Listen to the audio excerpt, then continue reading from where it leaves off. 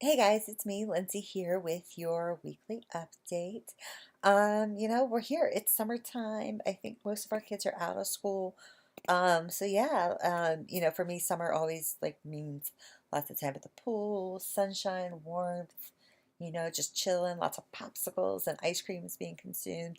And so, just in thinking through, our upcoming summer, I just would like it to just kind of encourage you along some of the same things that I've been thinking through. And that is just how do I want my summer to be, right? So since we get to choose how we show up and what we do, I just want you guys I have like three questions for you guys to think through. So the first one is, what are your dreams and expectations for summer? Like, if you got to end the summer, what is everything that you would want to do? Is it water world, this, that, lots of pool dates, lots of just dates with your spouse or time by yourself kayaking, like what is the perfect summer for you or your family? But then list everything out, be like, here's everything I would ever want to do this summer. But then just to take a step back and kind of look at that list and be like, but what's actually realistic given my stage of life, right? So, if you're single and by yourself, like that may look different than if you've got, young kids versus older kids. I've got the 3-year-old and a 12-year-old, so that presents different challenges. So what does that look like? What's actually realistic given your stage of life? Are you working? Are you not working? And then, just another great question to ask yourself is just when it comes to the end of summer, how do I want to be? Like, do I want to be that frazzled mom that's like, oh, I can't wait till my kids get back to school? Or do I want to be that mom that's like, man, like I'm still savoring every moment with my kids and I'm still enjoying my time with them? And so, what are the things I need to do? What are the rhythms that I need to put into place to get me to that place? So that's just some things to think about for the summer. But with summer, like I said, there's not, it's funny. I'm always like, oh, there's not a lot going on, but I'm like, I still have a lot to talk about, which is great. So the first off is, barbecue. The details are going to come soon for that. We're still finalizing a date. Once we have that, we'll start getting all the details to you guys, but it won't be until July or August, so there's still some time for that. Speaking of July, that's our national conference. So you guys, if you're going to be around and are willing to help volunteer, please do that. We're still recruiting heavily for that. I'm not sure yet what exactly we still need in terms of volunteers, but it's just a great way to bless other pastors within the Vineyard movement. A lot of times they come, and they're they're usually from smaller churches, so they're doing a lot of work, pastoring people, like they carry a lot of the load, and so this is just a great way for them to be able to come, bring their families, get a little bit of a vacation time while also being refreshed and refilled. And then if you guys volunteer, enough sessions you can attend for free to where, you get to go and experience some of the cool things that the Vineyard has to offer as well. Um, just a reminder, you guys, move up Sundays, not till the end of the summer. So August 18th will be when we have all the kids in new spaces. So again, just be vigilant to see if you have kids in different age groups or if parents ask, like, hey, when can my kid move up to the next grade? Our monthly newsletter went out and it had that in there. They may have missed it, but we don't do that till August. So if you notice a kid that's in your class that's not supposed to be in there yet, feel free to tell a parent, like, hey, it's not time for Johnny to be here yet. We'll do everything in August. You should have gotten the monthly newsletter from Lindsay. Let her know if you didn't get it, something like that. Um, but just another thing is, oh, new worship song. So summertime means new worship song. One of the new worship songs is actually going to be at the national conference for the kiddos. So it should be lots of fun. It's kind of a way for our kids to get a sneak peek of what to expect at the national conference.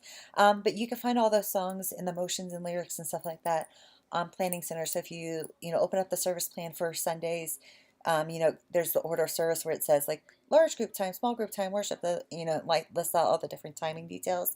Under the worship tab, there should be attachments, and that has everything on there that you need to know. So you guys can look at it, prepare ahead of time, practice the motion so you can feel more confident when you're leading with the kids and not being like, I don't know what I'm doing either. So it's just, like I said, just a chance for you guys to practice. Also, elementary kids, I think you guys are going to be outside this summer as much as possible. I bought a huge 10 by 20 canopy, some rugs. I think it's just to give you guys more space, get the kids outside, hopefully wear them out a little bit more, just a change of venue. Um, because I know when I taught in there a few weeks ago, I realized we had 30 kids, and that was a lot of kids for the service, and it was like very hard for the kids to move around and do what they needed to do. So I thought it would just be great. And I was talking with Jamal about it just would be great for the kids to be able to spread out some more. Um, But with that, you guys, we'll just need some help setting up. So either elementary team, planned, it's literally just a canopy, a table, some water, and like the two little rugs. You could probably put it all in one cart and move it out. But because the canopy's so big, it'll just take a few people help. So maybe just plan to arrive a few minutes early, or if there's other people that are like, hey, I'm serving in the nursery, but I can come help set, or, help elementary set up or something like that. Please let me know. So that we can make sure that everything's set up on time for the kids before they arrive for service. And then also for help to tear everything down at the end of every Sunday. Um, but because we're getting into summer and it's getting hot, I have popsicles. So they're the long tube ones. You can push it up and you snip off the top. I will have those in the deep freezer by the back door. So you guys, every Sunday, if you pop them out, get them out for the kiddos. If you want to give them to every class or whatever, if you just feel like, oh, this Sunday they did really well. It's hot. I think it's just fun to let the kids have popsicles. Yeah, it's just a great way to bless our kids over the summer. So yeah, so those will be there for you guys to use however you want. Just let me, if you guys are noticed they're getting low, let me or the Sunday captain know so that I can make sure we have them every week on hand for you guys to have. Because I would hate for you to say, hey kids, we're gonna get popsicles, and you go to get them and they're not there.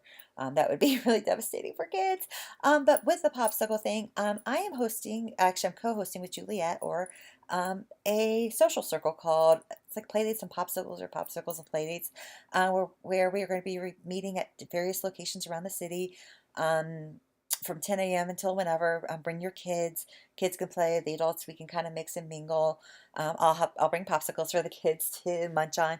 But it's just a great way for, if you know friends that don't know Jesus or you don't come to our church, just to get them to meet other people. Just a fun way to stay connected over the summer.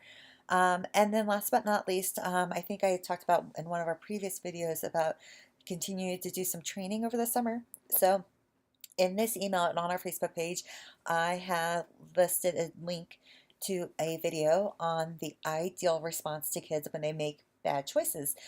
So watch it. It's only like 7 minutes long, so it's not super long. So go ahead and watch it. And then I want you guys to just respond to me via email what ideal, IDEAL, stands for. So what does that mean? And how do you see that working or not working in KidVenture? So thank you guys for watching this. I appreciate all of you, and I will see you on Sunday.